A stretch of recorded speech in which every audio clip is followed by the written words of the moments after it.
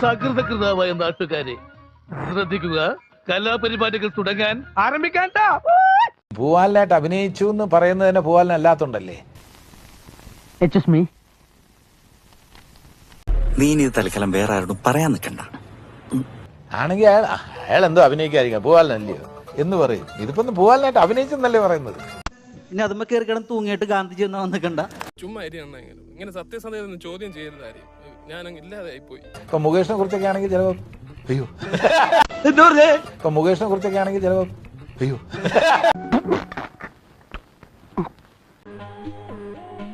നീ ഇതിന് കൂട്ടിക്കൊന്ന് ഞാൻ കരുതിയില്ല. യൂട്യൂബ് ലോനപ്പ